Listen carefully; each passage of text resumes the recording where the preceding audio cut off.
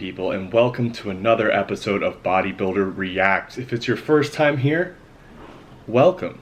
If it's not your first time, welcome back. Today we're going to be doing a nice simple video because we're trying to change up the editing style. I'm trying to bring this a little bit more to you, a little more quality, a little more effort behind it. I've got the real camera set up over there. I've got the OBS set up over here. Today on the OBS we are going to be watching how to get the bicep vein, a video by Nick Strength and Power, talking about practical bodybuilding rather than the sport of bodybuilding. So it's gonna be really interesting. It's an older video of his. We're gonna check that out on the screen here.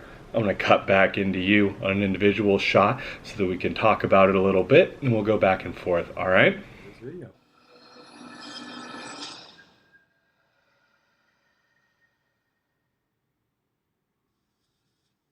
What's going on, you guys? Nick here with Nick Strength and Power. So I got a pretty interesting question the other day, and that question was, how do you get the bicep vein? So I thought this would be a really interesting question to answer in a video because I myself used to wonder that when I was a little bit younger.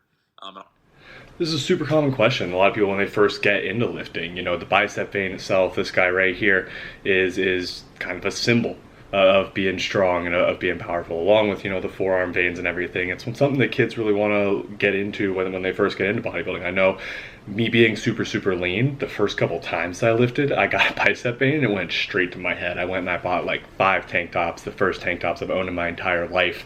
You know, that bicep vein is just it's a big deal, you know, and especially so if you're someone who's getting into weightlifting, you know, losing weight, if you're getting into weightlifting with like a low level of muscle, you know, you haven't played sports all your life, etc. It's kind of an easy first goal to go to, you know, just like your 135 bench or your first, you know, 30-pound curl or your first 225 squat or anything like that. You know, it's one of those little benchmarks, but it's a visual benchmark, you know, seeing the bicep vein, seeing, you know, chest and shoulder separation for the first time, seeing your quad split for the first time. If you're not someone who grew up skinny, seeing your abs for the first time, it's a big deal. So let's see what Nick says for his advice to get to it. But I didn't have the vein very prominent yet, and I would look at people who had that very prominent bicep vein, and I would be jealous of it, and I would be training to try to get that bicep vein. So I'm really going to kind of give you guys information that I realized when I was trying to get the bicep vein. So I saw a lot of comments about this in the past, and a lot of people say, oh, it's genetic whether or not you have the bicep vein, and that's just not the case at all. So the vein that a lot of people are referring to when they refer to the bicep vein, it's the vein kind of on the outer portion that's visible on the front of your bicep when your palms are facing forward. So this is known as the cephalic vein. So everybody has the cephalic vein. It's just located differently in different people. It might be, you know, a little bit to the left, a little bit to the right, you know, a little bit of a different shape to it. But for the most part, everybody has a cephalic vein. So there's no real, you know, genetic variance in whether or not you have a bicep vein. Pretty much everybody has it. Okay, Nick, popping in with the clips, showing the proof on his own. I like this old school Nick back when he was in his natural bodybuilding days, showing a little flex in there. That's pretty sweet. But it's just whether or not it's visible is the question. So when you ask the question, how do you get the bicep vein, you already have it. It's just a matter of making that vein visible and making it very prominent. So the cephalic vein is known as a superficial vein. So this basically means it's on the outer surface of the bicep muscle and it's close to the surface of the skin. So that's basically what makes it more visible. There's other veins that run beneath the muscle and through the muscle, but this vein runs above the surface of it.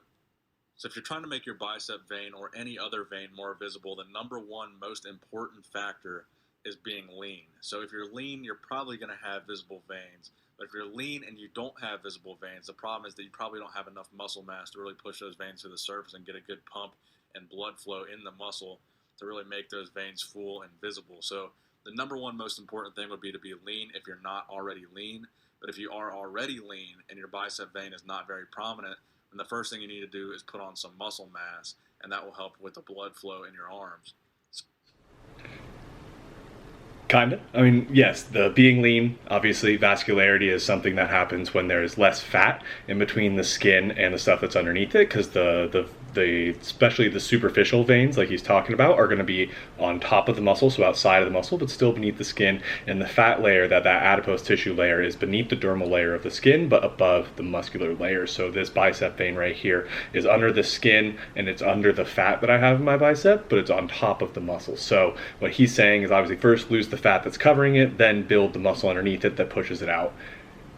Sort of, you know, it's definitely, I could see from like bro bodybuilding science and everything, it's not that far off on pro science, but there are certain things that affect your veins popping a little bit more than the muscle size does. So I'll give him a chance to get into it. If he doesn't, I'll address it at the end.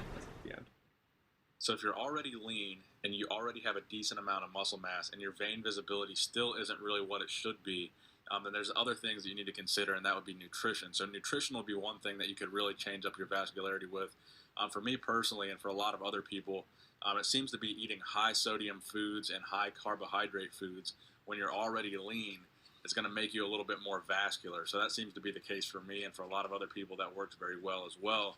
But if you're not lean and you got a lot of body fat, then you don't want to eat a lot of sodium, because that's going to make you hold on to water. But if you're very lean and you eat a lot of sodium and a lot of carbs, it's going to make your veins very pronounced and very vascular all throughout your musculature. So the answer is really rather simple. If you're not lean, get lean. That's the number one thing. Number two, if you're already lean and you don't have the bicep vein, you're going to want to put on muscle. And number three, if you're lean and muscular and you don't have the vein still, you're going to want to change up your diet in a way that's going to make that vein really volumized and more pronounced, and maybe work out in the gym in a way that really focuses on drawing blood into the muscle. And maybe you're doing too many compound exercises and not really focusing enough on the pump. So that might be another thing to consider, is really focusing on the pump of the muscle, because that's going to help with blood flow, even when you're not working out, the blood flow that's going to your arms outside of the gym. So that's the video, guys. I hope you guys enjoyed it. There we go. He got to it. I would change up the order a little bit. Number one, body fat. Number two, I would say, is going to be your hydration, your nutrition, your level of glycogen in order to get the pump. So the pump itself comes from increased blood flow, just like he's saying.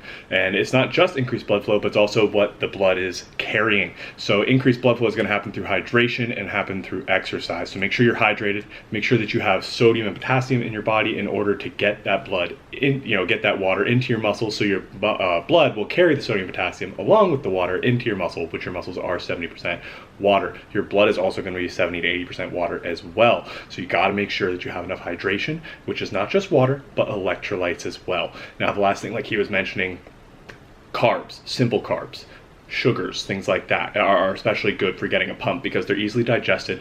Glycogen is what is used as the energy source for muscular contractions, and it's stored within your cells as glycogen. So the sugar itself, how does it get to the muscle? Through the blood, through the veins. So you're going to need to be dilating those veins. Things like sugar are going to help dilate those veins. Other things you can do are take some things called pump products. They usually contain citrulline malate, L-citrulline, L-arginine. These are amino acids that help stimulate the fullness and the expansion of blood vessels so that they increase their actual size, so that they increase their blood flow. Things like that can really help. Avoiding things like if you're super high on stimulants, not super high on stimulants, oh my god, if you're taking a lot of caffeine, if you're taking a lot of stimulants like caffeine, or if you're prescribed like an Adderall or things like that, stimulants tend to be what's called vasoconstrictors. So those are going to shut your blood cell down. So you need things called vasodilators, which are the L-citrulline, L-arginine. Things like salt and sugar can help with that as well. That's why you've seen that trend on TikTok of the honey and the salt. We can address that some other day if you want to. Let me know in the comments if you'd like me to. But that's where you get that coming from. So to address Nick's list here, I would say number one, lose weight, lose fat. Number two, nutrition, hydration, etc. Number three, the type of workouts that you're doing. Again, that is a good point as far as compound lifts and everything. As far as the amount of muscle you have, the bicep vein is always going to be there. So if it's not showing when you're super lean, it's really more about hydration in the vein itself. It's not about the muscle mass underneath it. Granted, the greater muscle mass you have, the more it is going to push towards the skin. I would say I don't think that's the number two. I would call that the number three behind the nutrition. And number four coming in, as he said, is the training.